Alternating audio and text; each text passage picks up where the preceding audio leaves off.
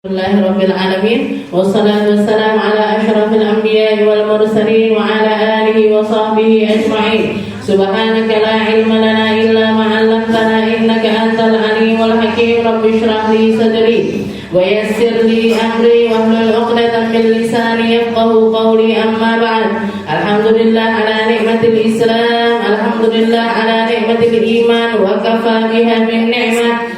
Alhamdulillah, segala puji bagi Allah Subhanahu wa ta'ala yang menurunkan untuk kita Al-Quran, yang memampukan lisan kita untuk membaca Al-Quran, yang memudahkan bacaannya lewat lisan Nabi kita Nabi Muhammad sallallahu alaihi wasallam, di mana sebagian ulama mengatakan kalau misalkan Al-Quran ini enggak tersampaikan lewat lisannya Rasulullah sallallahu alaihi wasallam dengan kefasihannya, dengan keindahan suaranya, dengan kedalaman makna yang mampu diambil oleh Nabi kita Nabi Muhammad sallallahu alaihi wasallam, niscaya kita juga akan menjadi seperti umat-umat terdahulu yang tidak akan dimampukan untuk membaca ataupun juga melantunkan Al-Quran. Al-Quran ini dimudahkan oleh Allah Ta'ala. Al-Quran ini digampangkan bacaannya oleh Allah Ta'ala. Al-Quran ini diindahkan tatanannya seindah-indahnya oleh Allah Subhanahu wa Ta'ala, sehingga siapapun yang membacanya tidak akan mungkin pernah bosan. Siapapun yang menghafalkannya tidak akan kenal yang namanya rasa jemu. Tidak waleh-waleh hafidoh-hafidoh niku murojaah. Tidak waleh-waleh para penghafal Al-Quran itu membacanya. Kenapa? Karena di situ ada sirnya Nabi Muhammad sallallahu alaihi wasallam. Ada rahasia Nabi yang tersimpan di dalamnya, yang diikuti oleh jejak orang-orang setelahnya, para sahabat, para tabi'in, para tabi'in tabi'in, para tabi'in tabi'in tabi'in ila yaumina hadza. Sampai hari ini, sampai sekarang ini, para pengambil Al-Quran, para pemegang sanad Al-Quran, para orang-orang yang dipilih oleh Allah Ta'ala untuk menjadi penanggung-penanggung keotentikan dari Al-Quran. Mereka adalah orang-orang yang bacaannya bersambung sampai Nabi Muhammad sallallahu alaihi wasallam bukan cuma bacaannya yang sama, tapi rasa di dalam dirinya juga sama. Rasa di dalam dirinya juga sama, berkahnya juga sama, dan mereka mendapatkan rahasia-rahasia yang hanya mampu mereka cicipi, yang tidak akan bisa dirasakan oleh orang-orang yang tidak mengambil porsi dari hal-hal tersebut.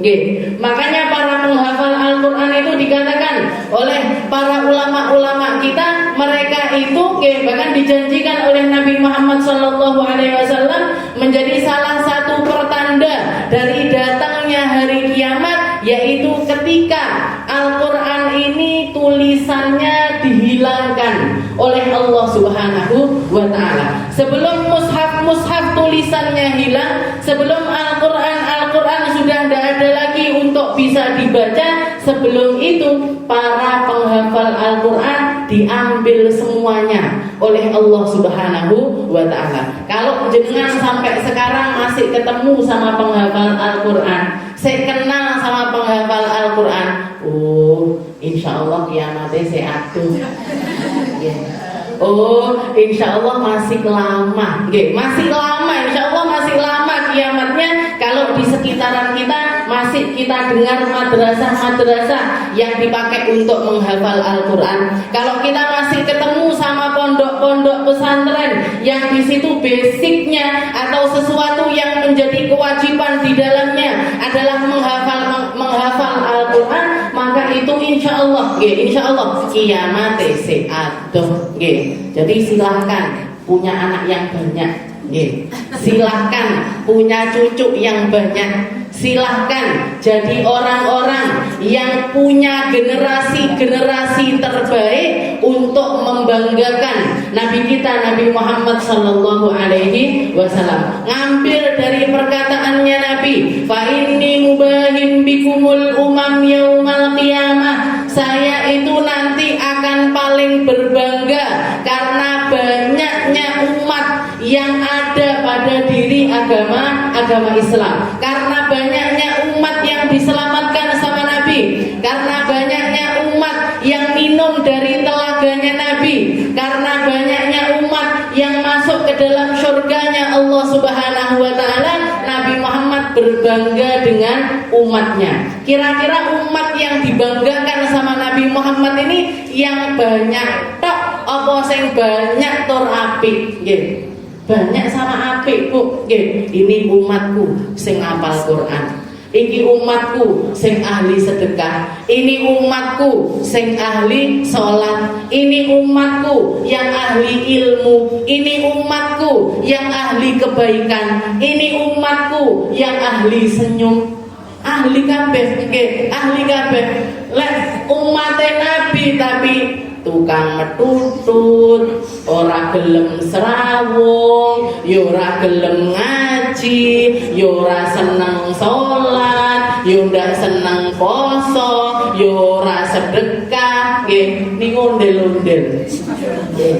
Niku istilahnya itu manusia tapi ndak kayak manusia. Itu orang Islam tapi enggak seperti orang Islam. Kenapa? Karena itu menunjukkan kalau mereka ini tidak mampu untuk sekedar berterima kasih kepada Allah Subhanahu wa taala karena telah dijadikan umat, karena telah dijadikan hamba yang mampu mengucapkan sebuah kalimat mulia, yaitu asyhadu alla ilaha illallah wa anna muhammadar rasulullah. Ketika kita jadi orang baik, ketika kita ngomong yang baik, ketika kita meninggalkan kebaikan, ketika kita melakukan perkara-perkara yang menyenangkan Nabi kita Nabi Muhammad sallallahu alaihi wasallam, itu faedah pertama dan utamanya adalah karena kita sedang bersyukur. Alhamdulillah kok aku jadi wong Islam. Alhamdulillah kok aku jadi orang iman. Alhamdulillah aku kok jadi orang-orang yang kenal sama syariatnya Nabi Muhammad sallallahu alaihi wasallam. Lek saya ndak jadi orang ahli sholat, kira-kira ngapain saya? Kalau saya ndak jadi orang yang ngerti ilmunya Nabi Muhammad, kira-kira hidup saya terisi dengan apa? Kalau saya ndak kenal cintanya Rasulullah sallallahu alaihi wasallam, gimana cara saya untuk mengkondisikan hati ini untuk menjadi seorang pecinta sejati? Cintanya sama apa? Kalau ndak kepada Nabi Muhammad sallallahu alaihi wasallam, ya cintanya akhirnya kepada sesuatu yang lain. Sama dunianya, sama rumahnya, sama tas-tasnya, sama sepatu-sepatunya, nggih, apa neh? Nggih, karo klambi-klambine, nggih. Kenapa? Karena enggak kenal cinta sama Nabi Muhammad, akhirnya kenalnya kepada cinta-cinta yang sifatnya itu materialistis, nggih. Jadi sing ketok-ketok nggih seneng. Delok omah apik seneng. Delok omah elek ndak seneng, nggih. Ngelihat baju bagus seneng, ngelihat baju enggak bagus enggak seneng, nggih. Padahal itu kondisi mata dohir kita memang seperti itu cara melihatnya. Tapi kalau kita mau jadi orang yang kenal, kalau orang hatinya kenal sama Nabi Muhammad sallallahu alaihi wasallam, mandangnya lebih jauh, Bu. Mandangnya lebih panjang. Mandangnya bukan cuma sampai kehidupan sebelum kematian, tapi sampai setelah mati. Mandangnya sampai kehidupan setelah mati. Ketika saya pernah, abine cerita, ketemu sama tukang bakso, tapi setiap kali sholat 5 waktu, gerobaknya ditaruh di depan masjid, sholat ke dalam masjid. Ditanggap, abine, abah saya kan senangannya nanggap uang, jadi ditanya, kenapa kok kayak gitu, ditinggal gerobaknya pergi sholat jamaahan di masjid. Kata-katanya simple, logikanya itu simple. Katanya dia, Beb, saya bukan orang yang hidup di dunia dengan nyaman.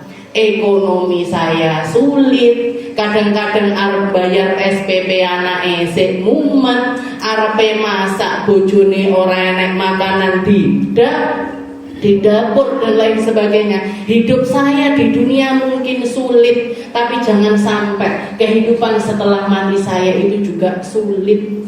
Kalau saya tidak gembira di dunia dengan materialistis, dengan ekonomi yang nyaman, maka jangan sampai di akhirat saya jadi orang yang merugi. Jangan sampai rugi loro-lorone, ojo sampai, istilahnya seperti itu. Sing ndak enak salah sijine, nggih.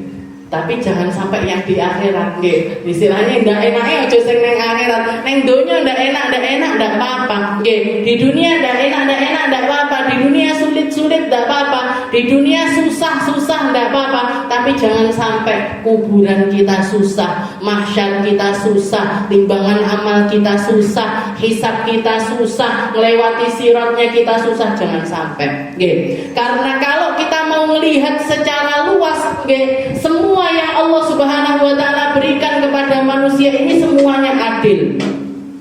Semuanya jadi bahan ujian, semuanya jadi bahan musibah, semuanya jadi bahan untuk balak-balaknya Allah Subhanahu wa taala. Sehat yo balak, sakit juga balak.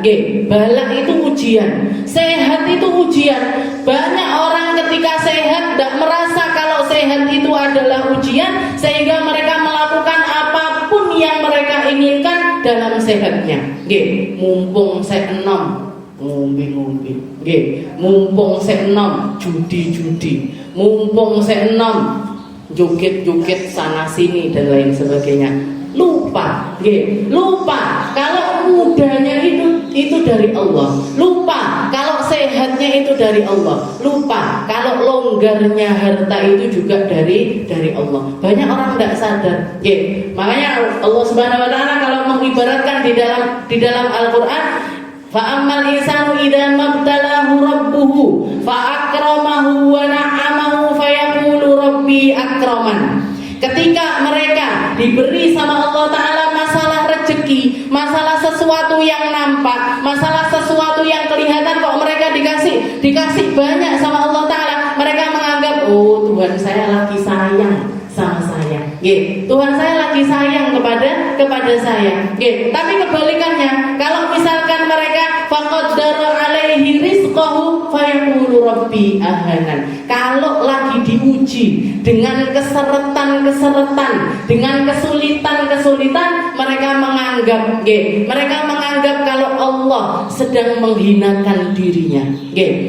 Yang beruntung itu yang kaya-kaya, yang miskin-miskin itu enggak beruntung, anggapannya mereka. Yang rumahnya besar-besar itu beruntung, yang rumahnya kecil-kecil itu tidak beruntung. Itu versi kacamatanya manusia. Padahal di sisi Allah Ta'ala sama aja. Kekayaan itu adalah ujian, kemiskinan juga adalah sebuah ujian. Rumah besar adalah ujian, rumah kecil juga adalah sebuah ujian. Tinggal masuknya di mana? Mau syukur, apa sabar atau enggak. Makanya Nabi Muhammad SAW mengatakan semua yang ada di alam semesta ini, ketika kita masih hidup, semuanya itu hakikatnya adalah sebuah fitnah. Dan fitnah ini ketika datang kepada seseorang, yang dibawa itu salah satu dari dua hal. Kalau ndak hawa nafsu, ya sabar. Kalau bukan pakai hawa nafsu, ya pakainya adalah sabar. Sabar, pakai hawa nafsu. Orang ketika, dan setelah itu ditambahi sama Nabi Muhammad SAW, ketika seseorang menghadapi fitnahnya itu dengan hawa nafsunya, Allah Ta'ala akan naruh titik hitam di dalam dirinya. Allah Ta'ala akan naruh titik hitam di dalam hati hamba tersebut. Kalau setiap kali jawab fitnahnya ini pakai hawa nafsu, titik hitam tambah titik hitam tambah titik hitam, terus menerus seperti itu sampai seluruh seluruh permukaan hatinya ini menjadi gelap gulita, hitam, sekarat, akhirnya mati. Kalau sudah mati, mau dinasehati seperti apapun tidak bakalan kondang. Ini kalau orang menghadapi fitnahnya itu dengan hawa nafsu. Dikasih sama Allah Ta'ala sakit, memilih untuk ngeluh, memilih untuk curhat sana sini, memilih untuk ngerepoti orang sana sini, milih tidak pengen sabar, tidak mau untuk melakukan kesabaran di dalam sakitnya. Itu titik hitam. Orang dikasih kekayaan sama Allah Ta'ala, milih untuk jadi seseorang yang hartanya seluruhnya dipakai untuk perkara-perkara yang sifatnya itu duniawi. Yo omah, yo kelambi, yo sepatu, dan lain sebagainya. Maka setiap kali dia menuruti titik hitam terus kayak gitu sampai akhirnya gelap. Tapi kalau dia ngambil fitnahnya itu pakai jalan sabar, wasta'inu bis-sabri was-shalah. Hidup di dunia ini kuncinya kalau mau selamat pegangannya cuma dua, as-sabru was-shalah. Sabar sama sholat, sabar sama sholat. Kaya masuk kudu sabar, sabar ngempet, sabar ngempet, sabar. Ketika seseorang, karena semuanya butuh untuk sabar. Jangan duduk di sini aja butuh sabar, gitu. Kalau tidak sabar, mereka orang-orang yang duduk di majelis taklim itu insya Allah mau sabar kabeh. Orang-orang yang sabar semuanya insya Allah. Minimal apa? Minimal jenengan kuat untuk duduk 1 jam, 2 jam untuk dengarkan sesuatu yang itu datangnya dari Nabi Muhammad SAW. Tahap awal dari kesabaran, level pertama dari sabar, yaitu as-sabru ala ta'ah, sabar di atas ketaatan, sabar taraweh, sabar bangun malam, sabar ngaji Quran, sabar belajar dan lain sebagainya. Itu sabar tahapan awal. Yo paling ngantuk, ngantuk atau tekluk, kadang-kadang tidak selalu. Jadi istilahnya sabar, jadi kuncinya adalah, jadi di dalam waktu kita sabar untuk jadi orang baik. Di dalam harta kita juga sabar untuk nimbang. Ini hawa nafsu apa sabar ya. Ini hawa nafsu apa sabar. Ini yang disenangi Allah Ta'ala yang mana? Makanya orang-orang yang selalu menghadapi kehidupannya itu dengan kesabaran, sabar nek, hatinya bercahaya dengan cahayanya Allah Subhanahu wa Ta'ala. Putihnya itu berubah jadi sangat putih. Setelah menjadi sangat putih, dia menjadi bersinar. Kalau sudah bersinar, orang kalau hatinya sudah bersinar, disinari sama Allah Ta'ala, apapun yang terjadi di sekitarnya, apapun yang terjadi kepada dunia, apapun yang terjadi dengan orang-orang pada zamannya, dia tidak ngaruh. Yang penting antara aku sama Allah. Yang penting ibadahku dengan Allah. Yang penting ilmuku dengan Allah. Yang penting hartaku dengan Allah. Yang penting semua yang saya miliki ini akan saya persembahkan semuanya kepada Allah Subhanahu wa Ta'ala. Mugi-mugi kita jadi hamba-hamba yang disinari hatinya oleh Allah Subhanahu wa Ta'ala. Dijaga untuk bisa sabar, dijaga untuk bisa sholat, dijaga untuk selalu memandang sesuatu ini dengan kacamatanya Allah Subhanahu wa Ta'ala, dengan kacamatanya sabar, bukan dengan kacamatanya hawa nafsu kita. Karena nek wis ngomongane katek hawa nafsu ini repot. Makanya ketika Allah Subhanahu wa Ta'ala menciptakan, Allah Ta'ala pertama menciptakan akal, setelah itu menciptakan hawa nafsu. Dikatakan kalau akal ini diomongi AA, diomongi BB, dikongkon sholat, dikongkon poso. Orang kalau yang dikedepankan adalah akal seperti itu. Allah Ta'ala nyuruh saya sholat, saya sholat. Allah Ta'ala nyuruh saya puasa, saya puasa. Allah Ta'ala nyuruh saya zakat, saya zakat. Kalau saya sudah punya harta untuk haji, budal haji. Ini orang kalau yang dipakai itu adalah otaknya, akal yang diciptakan oleh Allah Ta'ala. Tapi di satu sisi Allah Ta'ala juga menciptakan yang namanya hawa nafsu. Dikatakan hawa nafsu ini ketika diciptakan sama Allah Ta'ala, nggih, diomongi A ngomong B. Nggih, diomongi C ngomong D. Nggih, dikongkon salat kongkon zakat moh kabeh pokoke kebalikan dari apa yang diperintahkan oleh Allah Subhanahu wa taala. Maka karena semacam itu Allah Subhanahu wa taala memperlihatkan pengen jadikan pembelajaran untuk kita semuanya.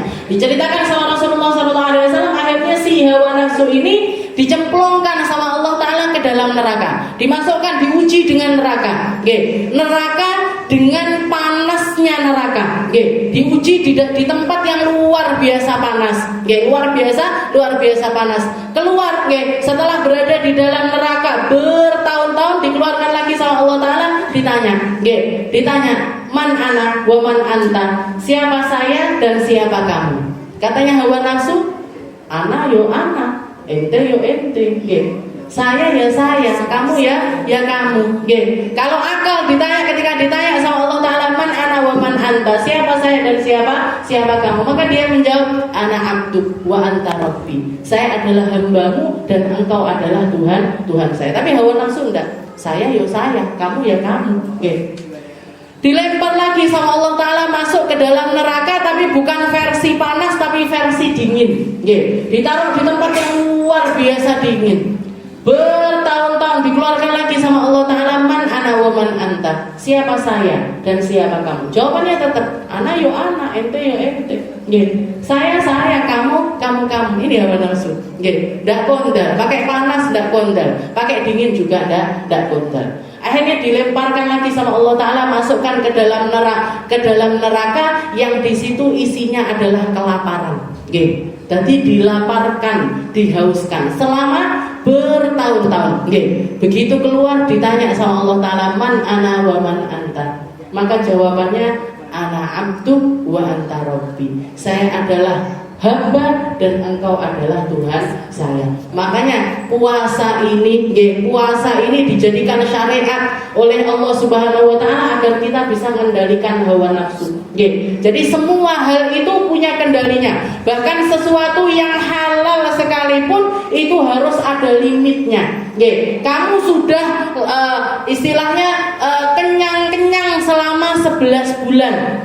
Maka kamu harus mampu jadi seseorang walaupun cuma sekedar setahun sekali, selama 1 bulan kamu yang jadi pengendali dari makanan dan juga minuman di hadapanmu. Makanan di depan kita, minuman di depan kita, tapi tidak kita konsumsi.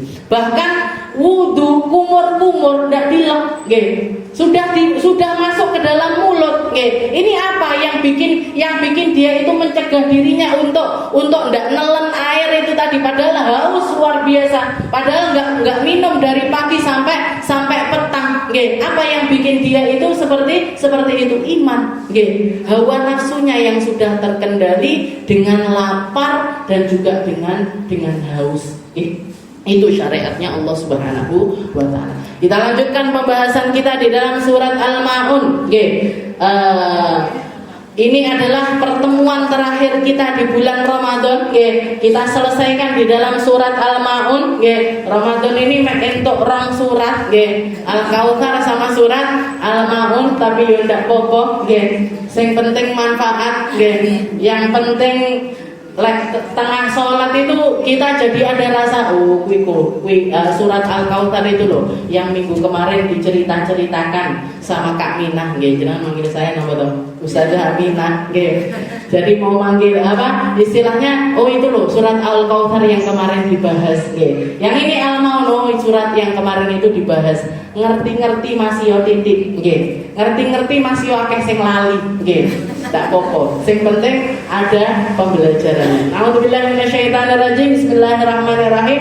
Ara'aital ladzi yukadzibu bid-din fadzalikal ladzi yad'ul yatim wa la yahuddu 'ala ta'amil miskin fawailul lil musallin alladzina hum 'an salatihim sahun alladzina hum yura'una wa yamna'una al-ma'un. Ayat ini seperti yang kemarin kita bahas, ada yang bilang Makkiyah, ada yang bilang Madaniyah, ada yang bilang turunnya di Mekah, ada yang bilang turunnya adalah di kota Madinah. Dan ayat ini kalau kita lihat membagi orang-orang yang menipu dengan agamanya mereka di awal ayat Allah Ta'ala mengatakan ara'aital ladzi yukadzibu biddin. Tahukah kamu para penipu-penipu agama? Bisa dikatakan bahasa gampangnya mereka-mereka yang berislam tapi cuman covernya saja. Mereka-mereka yang berislam cuman casingnya aja. Cuman bisa jawab kamu itu Islam. Ya, saya Islam. Kamu KTP-mu apa Islam? Ya, saya Islam. Tapi mereka sedang menipu dengan agama mereka sendiri, dengan agama yang mereka akui sebagai agamanya mereka, tapi mereka adalah orang-orang yang menipu dengan hal tersebut. Padahal di dalam salah satu hadisnya ketika Rasulullah SAW ditanya, "Ya Rasul, ataznil mu'min, apakah orang yang beriman itu bisa berzina ya Rasul?" Katanya Nabi, bisa. Apa orang yang beriman itu bisa mencuri ya Rasul? Bisa.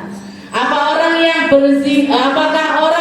yang beriman itu bisa melakukan keburukan ini dan lain sebagainya? Bisa.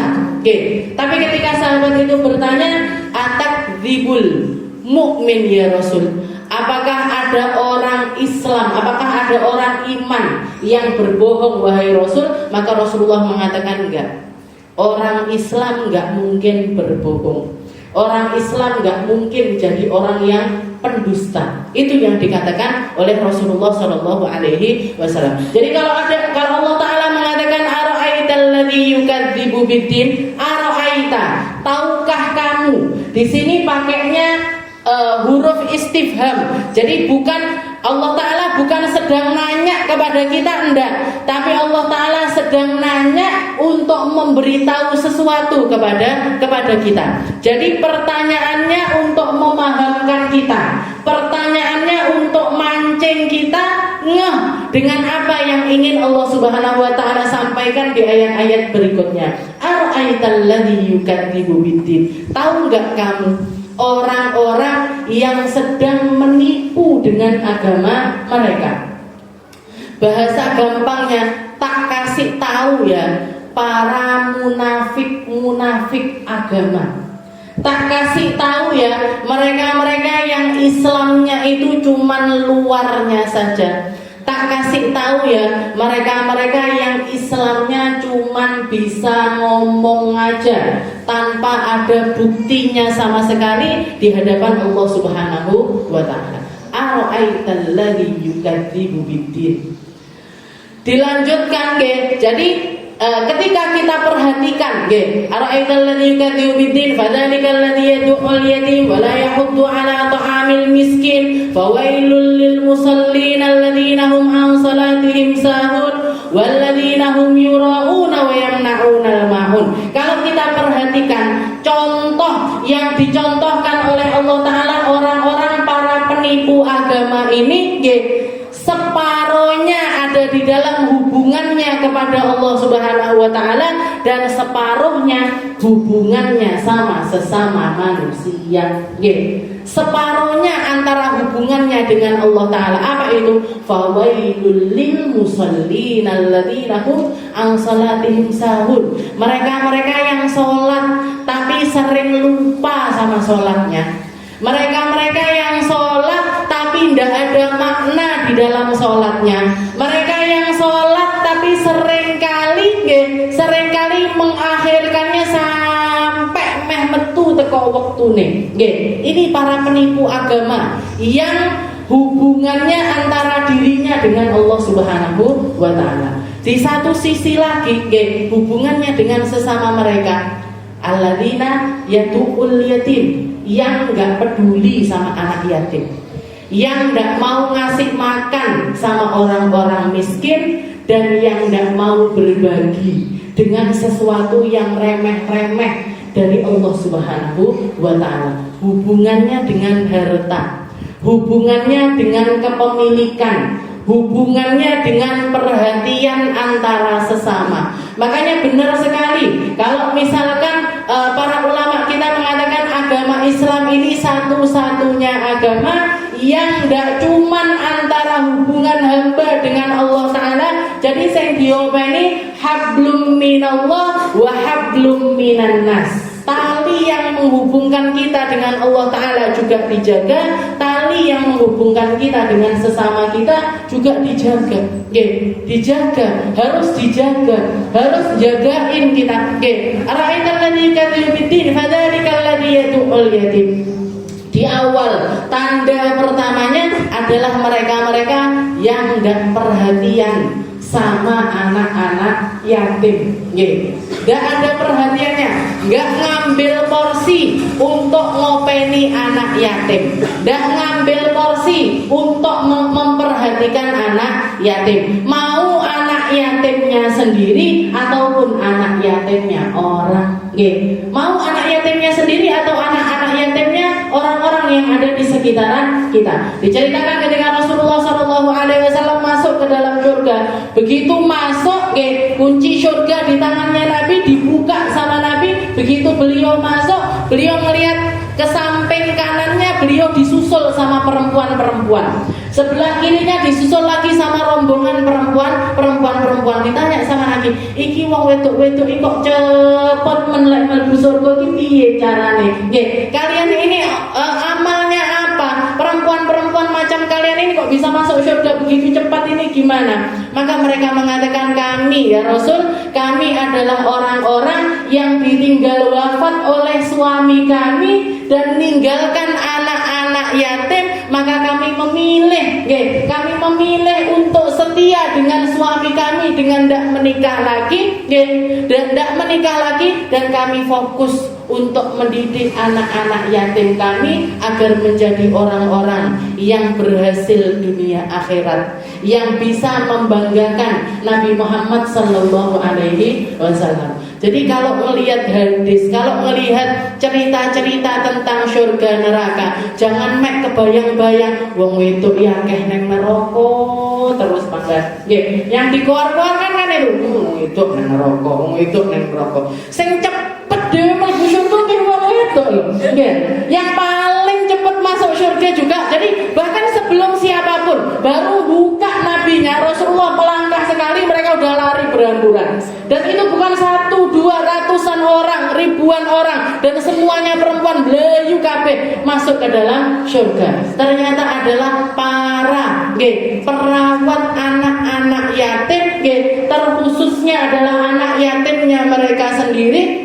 Anak yatimnya mereka sendiri dididik agama, dididik sholatnya, dididik dengan pendidikan yang baik, dikasih makanan-makanan yang halal, kerja demi mereka, berusaha untuk mereka, dicurahkan seluruh waktu dan usianya hanya untuk memperhatikan putra-putrinya ini agar berkembang, agar tumbuh menjadi hamba-hamba yang dibanggakan oleh Nabi Muhammad SAW.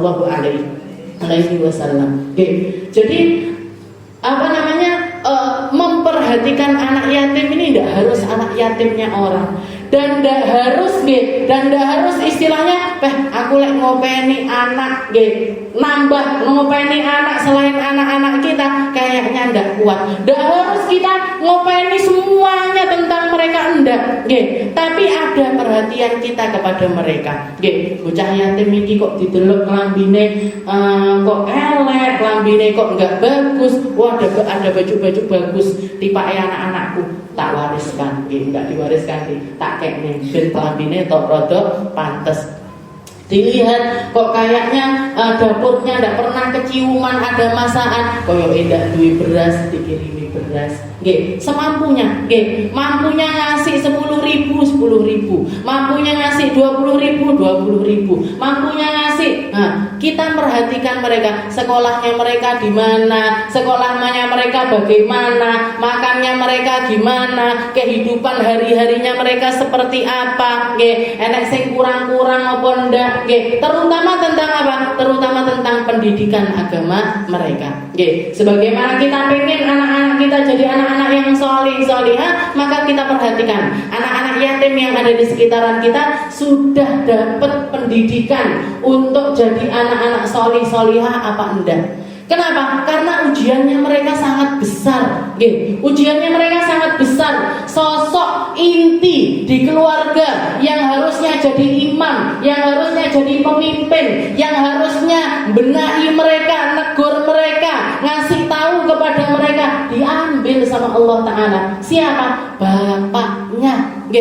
Bapaknya diambil, punggung ekonominya diambil, diambil sama Allah Ta'ala. Jadi mereka istilahnya bisa dikatakan mereka tidak dapat pendidikan keayahan sebagaimana seharusnya orang tua, anak-anak yang punya orang tua lengkap itu punya pendidikan keayahan. Sing ngimami mereka, yang nyontohkan mereka, yang nyontohkan untuk jadi bapak yang baik untuk mereka, tidak ada, diambil sama Allah Ta'ala. Maka kita, orang-orang yang ada di sekitarnya harus ikut andil, harus merhatikan, harus perhatikan. Minimal kalau misalkan tidak bisa pakai harta, ya merhatikan pakai perhatian.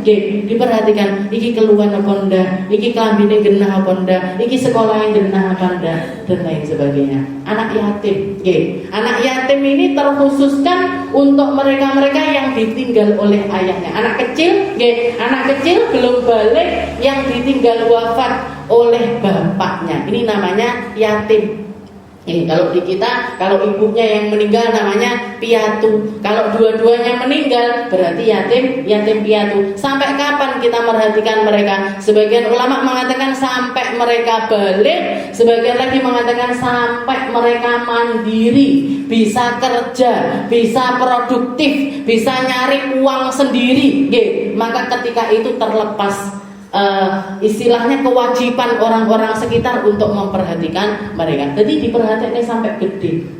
Pahalanya luar biasa besar di sisi Allah Subhanahu wa taala. Di dalam hadis yang lain Rasulullah SAW juga mengatakan, ana wa kafilul yatim kahatain. Saya sama orang yang perhatikan anak yatim nanti di akhirat kayak gini. Kayak gini nempel, ditempelkan dua jarinya oleh Rasulullah SAW. Nempel, dan Rasulullah mengatakan anak wa kafilul yatim fil qiyamah. Istilahnya di akhirat itu berarti apa? Dibangkitkan dekat sama Nabi, dihisab dekat sama Nabi, ditimbang amalnya dekat sama Nabi, bahkan di surga tempatnya juga dekat sama Nabi Muhammad sallallahu alaihi wasallam. Ana wa kafilul yatim kahatain. Kayak gini, saya sama orang yang memperhatikan anak yatim ini kayak gini. Nempel, cedek, deket sekali. Saya pernah punya teman di Dalwa dulu, di Pondok Dalwa itu ada teman. Jadi adik kelas saya ikut hafal Al-Quran dan lain sebagainya. Akhirnya rodok cedek istilahnya gitu. Saya tanya dari mana, anak Banjar. Orang tuanya kerja apa? Saya sudah tidak punya orang tua, Kak. Jadi dua anak ini tadi, dua-duanya yatim piatu. Dua-duanya yatim piatu. Terus kok bisa sampai sekolah di Jawa? Ini yang biayai siapa? Saya dari kecil tinggal di satu tempat yang namanya Istana Anak Yatim.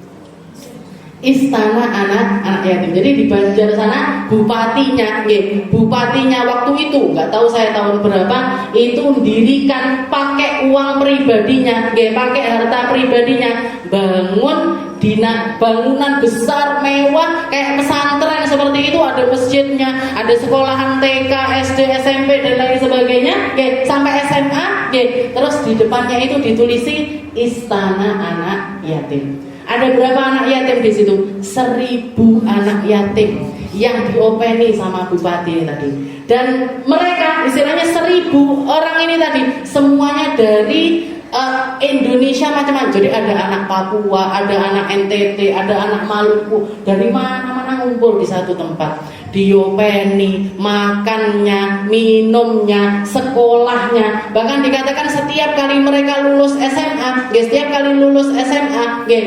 ditawarin mau sekolah kuliah dalam negeri apa di luar negeri, mau sekolah jurusan apa, jurusan apa yang punya bakat kedokteran, saya pengen jadi dokter, disekolahkan dokter. Yang pengen jadi insinyur, disekolahkan insinyur. Dua anak ini mereka pengen cita-citanya sekolah pondok di Jawa, disekolahkan di Jawa. Sangune tetap dikirimkan. Bahkan terakhir saya dengar mereka berdua ini diberangkatkan ke Hadramut. Siapa yang berangkatkan? Bupati ini tadi. Jadi istilahnya bikin jadi orangnya tawadu sekali, orangnya kalau ditanya, alah saya cuma pengen deket sama Nabi, saya cuma pengen begini-begini. Ini orang yang ngerti maknanya perkataannya Nabi Muhammad wa ana wa kafilul yatim kahatain. Saya sama orang yang ngopeni anak yatim nanti dekatnya kayak gini di surganya Allah Subhanahu wa taala. Karena dia orang kaya, karena dia orang berpunya, dan dia juga adalah seorang penguasa, maka dia bikin satu bangunan yang semacam itu, satu tempat. Dan ada macam-macam agamanya, tidak semuanya Islam, ada yang Kristen, ada yang tetap dididik dengan baik di tempat tersebut, masya Allah. Nggak tahu sekarang bupatinya siapa, itu bupati zaman dulu. Saya masih di Dalwa. Jadi kalau misalkan semua pemimpin kita kayak gini, makmur Indonesia, makmur sak makmure niki. Kalau misalkan semua punya konsep mindset seperti ajarannya Nabi Muhammad sallallahu alaihi wasallam. Alladzi yad'ul yatim, yang enggak merhatikan anak yatim. Setelah itu wala yahuddu ala ta'amil miskin, dan mereka juga orang-orang yang enggak mau saling berbagi makanan, maunya kenyang sendiri. Sing penting wareg dhewe, sing penting aku makan enak, yang penting saya minum enak, yang penting saya kenyang, terserah orang mau gimana, terserah orang mau kelaparan seperti apa. Katanya Allah Ta'ala, ini orang para penipu agama. Wala yahuddu ala ta'amil miskin, mereka tidak berbagi. Dikatakan ayat ini turun kepada Abu Jahal dan kawan-kawannya yang ketika melihat Sayyidina Abu Bakar ketika di Mekah, Rasulullah masih di Mekah, ini orang yang paling daiman untuk mengeluarkan harta ini kan Sayyidina Abu Bakar. Ngopeni anak yatim iya, berbagi ya iya, bagi-bagi makanan iya, ngentaskan budak-budak yang disiksa sama tuan-tuannya, dibeli dengan harga-harga yang mahal juga iya. Ini Sayyidina Abu Bakar. Orang yang semacam diolok-olok sama Abu Jahal dan kawan-kawannya. Tinggi opo? Ngapain kamu wahai Abu Bakar? Ngapain kamu ngasih makan kepada orang-orang yang Allah Ta'ala tidak pengen ngasih makan sama mereka? Jadi omongannya mereka, ngapain kamu berbagi sama orang-orang yang memang dimiskinkan sama Allah? Kok ngomongnya Allah? Iya, Allah itu sudah ada. Perkataan Allah itu sudah diucapkan untuk mengibaratkan Tuhan, untuk manggil tentang Tuhan itu sudah dipakai sama zamannya Nabi Adam dulu. Makanya mereka mengatakan, wahai Abu Bakar, ngapain kamu ngasih makan sama orang yang Allah Ta'ala pengen mereka itu lapar? Kamu ngapain berbagi ngasih harta kepada orang yang Allah Ta'ala pengen mereka itu jadi orang miskin? Maka dijawab dengan ayat ini, wala yahuddu ala ta'amil miskin. Mereka adalah orang-orang ketika di Mekah untuk mengolok-olok Abu Jahal dan kawan-kawannya, ketika di Madinah untuk mengolok-olok Abdullah bin Ubay bin Salul dan kawan-kawannya. Omongannya juga sama, Islam tapi ngomongnya kayak gitu. Nyapo dhewe ngekeki wong-wong sing dimlaratne karo Gusti Allah. Kenapa kita ngasih makan sama orang-orang yang Allah Ta'ala pengen mereka itu lapar? Itu perkataannya mereka. Wala yahuddu ala ta'amil miskin. Fawailul lil musallin. Ini yang hubungannya dengan Allah Subhanahu wa Ta'ala. Ada seorang ulama yang mengatakan alhamdulillah kok di dalam ayat ini Allah Ta'ala mengatakan fawailul lil musallin alladzina hum an pakainya ain nun an solatihim sahur. Mereka yang tentang solatnya mereka lupa, yang tentang solatnya mereka itu lalai. Bukan pakai fi solatihim sahur. Mereka yang di dalam solatnya lupa. Kenapa? Karena kalau pakai fi awake dhewe kabeh. Kalau pakainya itu fi alladzina hum fi salatihim sahur, mereka yang di dalam salatnya lupa, itu kita banget. Kira kaat piro, siji apa loro, wis kunut apa urung, bahkan yang parah wis Fatihah apa urung. Berfatihah Jadi katanya para ulama, alhamdulillahnya kok ayat ini Allah Ta'ala mengatakan an salatihim sahun. Mereka-mereka yang tentang salatnya itu mereka lupa. Jadi bukan di dalam salatnya mereka lupa, tapi tentang perkara salatnya mereka sering melalaikannya. Menomor duakan salat, menomor tigakan salat. Nek salat ae lah engko. Mepet duhurane setengah telu, bar ngono jam 3 langsung asaran pisan. Maghribane nggih ngono sik buka maam salate setengah 7, jam 7 kurang seperempat isaan pisan. Nah, ini belain nggih. Alladzina hum an salatihim sahun. Mereka atau sebagian ulama juga mengatakan mereka-mereka yang di dalam salatnya itu malas-malesan. Seperti sholatnya orang-orang munafik, orang-orang munafik, innal munafikina, orang-orang munafik itu yukhadi'unallaha wa huwa khadi'uhum. Mereka itu menganggap dirinya itu sedang menipu kepada Allah Subhanahu wa taala. Orang munafik Abdullah bin Ubay bin Salul itu kalau sholat, orang-orang sujud dia duduk, engko debunya ditempelkan di sininya, kan podo. Kok ngadeg kok sujud podo-podo berdebu, sama-sama berdebu, sama-sama kena kerikilnya. Innal munafikina yukhadi'unallah. Mereka ngira mereka sedang nipu Allah. Wa huwa khadi'uhum. Padahal Allah yang sedang menipu mereka. Padahal Allah Ta'ala yang nggak pengen mereka sujud. Allah Ta'ala yang nggak pengen mereka jadi orang baik. Allah Ta'ala yang nggak pengen ngasih mereka hidayah. Allah Ta'ala yang nggak pengen menghadirkan mereka di tempat-tempat yang baik. Allah Ta'ala yang sedang nggak pengen sama mereka.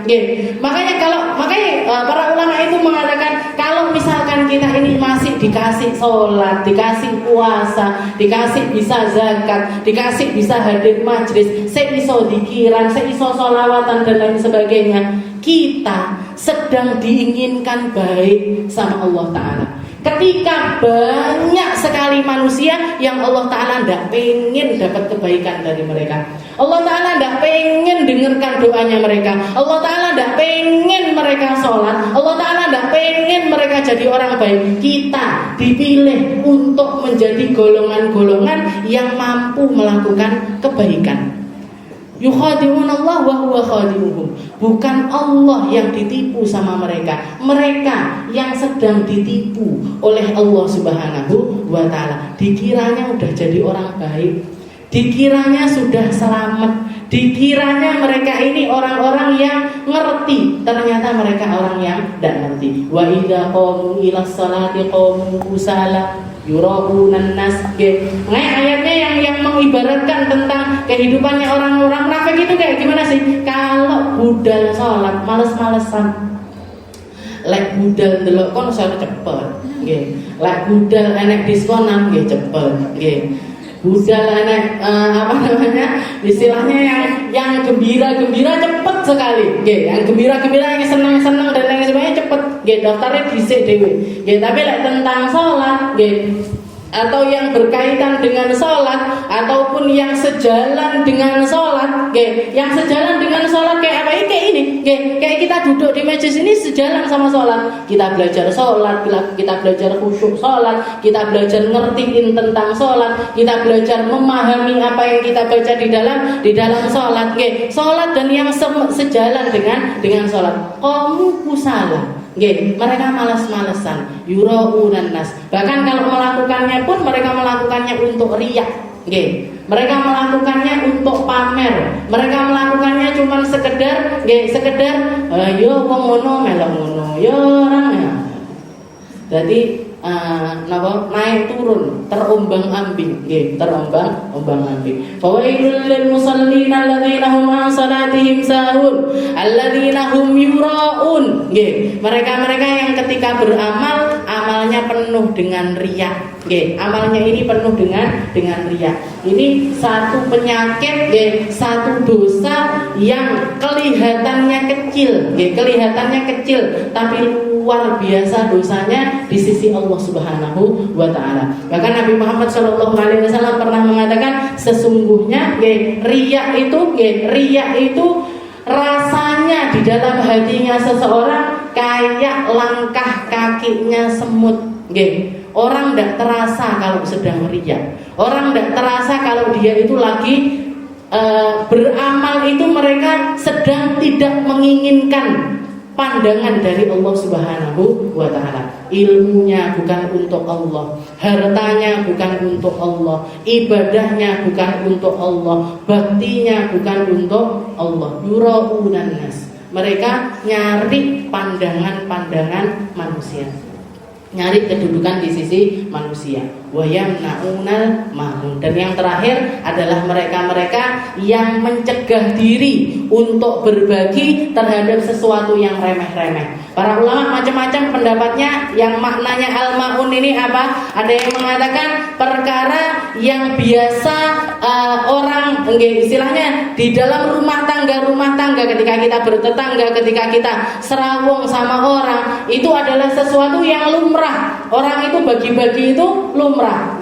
Kalau kayak kita sekarang mungkin bisa dibilang koyok baskom, jenengan istilahnya mengirimkan sesuatu ke tetangganya pakai baskom, yo ora ditekok nih baskom enggak, terus baskomku dhewe, kecuali kalau Tupperware, itu sekarang lek Tupperware dijaluk. Tapi kalau zaman dulu dari zaman dulu itu tuh perkara-perkara yang istilahnya yang murah-murah lah istilahnya, plastik-plastik, sesuatu yang kalau kita kehilangan itu ndak nemen-nemen. Kalau sampai ada orang terhadap sesuatu yang semacam itu pun lek niteni nemen, sini bukan cuman bakhil nih, syok sudah. Jadi bukan cuman pelit, tapi pelit tingkat tinggi. Baskomku sing warna hijau, kuning, biru kae nang ndi? Nggih, didodok isi-isi. Endi baskomku, endi baskomku? Ada yang bilang itu adalah baskom, ada yang bilang jadi WA tempat-tempat yang biasa dipakai untuk berbagi, kidir dan lain sebagainya. Kidir itu kayak tempat minum. Jadi botol-botol itu kalau misalkan kita berbagi dengan hal ini, itu hal yang remeh sekali. Ada juga yang mengatakan sesuatu yang memang diperintahkan oleh Allah Ta'ala untuk kita, istilahnya hak umum. Hak umum itu bukan hak umum sih. Jadi sesuatu yang kalau misalkan kita tidak berbagi dengan hal itu, nemen banget. Apa itu? Air, air, terus api, air, api sama garam. Air, api sama garam. Ini 3 perkara yang kalau ada orang minta jangan sampai ditolak. Jaluk banyune sak gelas, enggak duwe. Temen ini, temen banget, atau orang punya lilin, aku nunut nyumet, jadi 3 hal ini dikatakan masuk di dalam golongan sama al-milih. Milih itu garam. Jadi kalau ada orang minta garam, maka sebisa mungkin kita kasih. Bahkan para ulama mengatakan, Nabi Muhammad mengajarkan kalau tentang hal-hal semacam ini, kalau memang hal semacam ini kita harus beli, hendaknya cepak sing akeh. Milih garam itu jenengan cepak sing akeh. Dadi tanggane siji njaluk dikeki. Tanggane siji njaluk dikeki. Mboten napa-napa. Ini sesuatu yang syarikah istilahnya. Di dalam kehidupan bermasyarakat ini menjadi sesuatu yang lumrah sekali untuk kita itu berbagi. Lumrah sekali untuk kita berbagi. Ada juga yang mengatakan seperti yang dicontohkan oleh Nabi Muhammad SAW tentang masakan sehari-hari. Sayyidah Aisyah kalau masak sama Nabi Muhammad disuruh banyakin airnya, kuahnya disuruh banyakin. Untuk apa ya Rasul? Nanti kirimkan ke tetangga kita kuahnya. Tapi yo pangkat kuahnya tolong ae. Yo saisi lah, enek tahu yo tahu, enek tempe. Nosok rawon banyu tok ya, yo sekali-kali. Tapi istilahnya atau kalau bisa dibilang gampangnya hak mata. Hak mata, hak hidup. Hak mata, hak hidup. Kalau kita bakar-bakar di belakang rumah baunya keciuman, ini tetangga ini kan yang boleh sate. Oh bukannya ayam goreng atau jadi keciuman sampai ke tetangga. Paling tidaknya sesekali kita itu berbagi dengan hal yang semacam itu. Itu namanya termasuk. Jadi tafsirannya ulama al-maun itu seperti itu. Al-maun itu sesuatu yang remeh-remeh, yang kecil-kecil. Biar apa? Biar kamu itu di dalam bermasyarakat ini hal-hal semacam itu napa nggih? Kayak yo jadi perekat, ya jadi pendekat, ya jadi sesuatu yang bikin orang ini lumrahnya ya harusnya seperti itu. Nah, yang terakhir tafsirannya para ulama al-maun itu adalah zakat. Zakat. Jadi kalau kamu kerja, zakat mau itu zakat fitrah, sedekah wajib lah istilahnya. Sedekah wajib. Mau itu zakat fitrah ataupun zakat harta, dari hartamu yang sudah Allah Subhanahu wa taala berikan kepadamu, sisihkan 2,5%-nya untuk kamu berbagi sama mereka-mereka yang memang berhak untuk menerima perkara tersebut. Dibagikan zakat, harus kita semua orang yang ketemu sama Ramadan dan juga hari raya maka wajib untuk bayar zakat fitrah. Umum, ini untuk semua orang muslim. Kalau misalkan saya orang tidak punya, terus dikasih zakat sama orang, apa kita juga harus tetap mengeluarkan zakat? Boleh tidak mengeluarkan zakat dari pemberiannya orang? Boleh. Jadi kalau misalkan kita orang yang menerima zakat, setelah itu kita juga dimintai zakat, memang harusnya seperti itu. Jadi orang zakat fitrah ini semua orang muslim yang di rumahnya di malam hari raya ada makanan untuk besoknya sekeluarga dan lebih, maka wajib untuk mengeluarkan zakat fitrah. Yang kedua, zakat harta. Dihitung kerja setahun, dihitung ternyata penghasilannya, pendapatannya sudah lebih dari 85 gram emas, atau setara 80 sampai 90-an juta, berarti wajib untuk mengeluarkan 2,5%. 2,5% yang wajib dikeluarkan, sisanya masih ada 97,5-nya yang disisakan sama Allah Ta'ala untuk kita. Kalau 2,5% ini aja tidak dikeluarkan, niki nemen banget. Perkataannya Allah Ta'ala mengibaratkannya dengan kata-kata ara'aital ladzi yukadzibu biddin. Tahu enggak para penipu-penipu agama ini nih loh, yang sama hartanya tidak ada syukur-syukurnya, sama Allah Ta'ala juga tidak ada syukur-syukurnya. Tidak ada terima kasih di dalam harta, di dalam kehidupan, di dalam umur, di dalam kesempatan yang Allah Ta'ala berikan kepada dirinya, juga tidak ada syukurnya, tidak ada terima kasihnya terhadap Allah yang telah memberikan itu semuanya. Jadi jalinan kepada Allah Ta'ala harus kita jalin dengan baik, jalinan dengan orang sesama kita juga harus kita jalin, kita rajut dengan cara yang terbaik. Ramadan adalah satu hadiah yang Allah Subhanahu wa taala berikan kepada kita untuk jadi madrasah, untuk jadi pembelajaran, untuk jadi pemotivasi, untuk jadi kita istilahnya garap, bikin habits. Jadi noto kehidupan, menata kehidupan kita untuk tidak gampang diombang-ambingkan dengan hawa nafsu, tidak gampang dikalahkan dengan hawa nafsu, tidak gampang dikalahkan dengan dunia. Juga mengajarkan kepada kita semua sir-sir ibadah yang ada di dalamnya.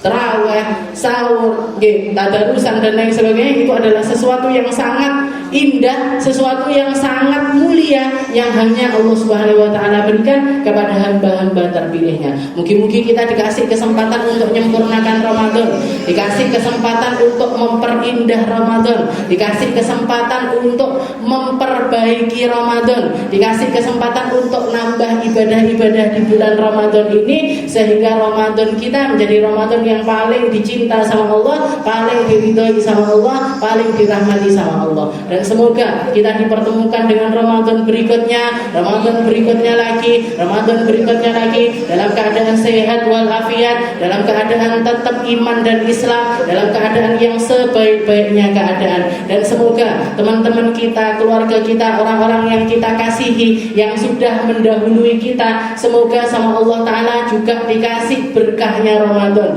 dikasih kiriman pahalanya Ramadan, dikasih tempat terbaik di dalam kuburannya atau di kehidupan beliau yang selanjutnya. Dan semoga kita dan mereka selalu dikumpulkan di dalam kebaikan oleh Allah Subhanahu wa Ta'ala. Dan semoga Allah Subhanahu wa Ta'ala nyayangi kita terus, ngasih perhatian kita terus, nambahi hadiah-hadiah terindahnya kepada kita terus, sampai kita dikasih hadiah terindahnya, yaitu husnul khatimah, kematian yang baik, kematian yang indah, kematian yang penuh dengan ridho dan juga rahmat dari Allah Subhanahu wa Ta'ala. Ala hadhihi niyyah wa ala niyatin salihah wa ila hadratin Nabi Muhammad sallallahu alaihi wasallam bisirril Fatihah.